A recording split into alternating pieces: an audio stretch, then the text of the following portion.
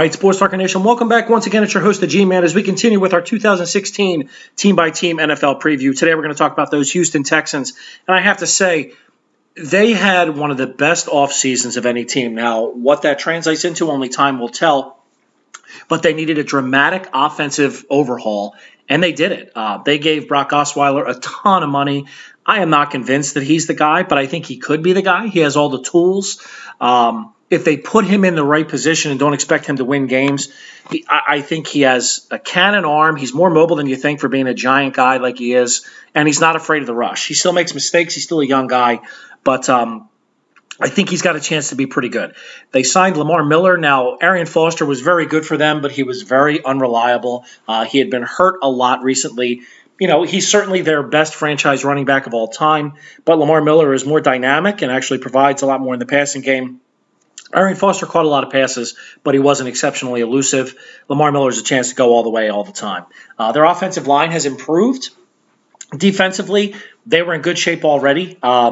They have J.J. Watt. They have Jadeveon Clowney, who's actually never done what he was supposed to. Whitney Merciless stepped up, has been great. Brian Cushing's excellent. They drafted a nice young corner last year. So defensively, I don't think they have a long way to go. I love Bill O'Brien. I love their offense. I love DeAndre Hopkins. I think his numbers will actually come down, but I think his presence will certainly help that team. And they signed Will Fuller in the draft. They just had a spectacular draft, spectacular offseason, because I think Will Fuller is probably going to be the best receiver to come out of the draft last year. If nothing else, right away, he might have a little bit of the case of the dropsies, but he can get deep, open the field up for Hopkins. Their only lacking spot, I guess, would be tight end.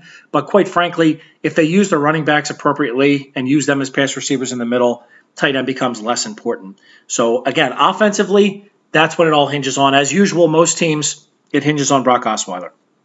I'm calling for them to go 10-6. I know that division has historically been one that first to last and last to first happens all the time, but I do think they have a chance to win that division again, and I think they have a chance to have a stranglehold on it for a little bit because I really do appreciate what O'Brien brings to the table, and if he can just nurture Osweiler a little bit to go with that offensive talent and J.J. Watt, I think they have a long way to go up top. So with your 2016 team-by-team preview of the Houston Texans, I'm your host, the G-Man, and I am out.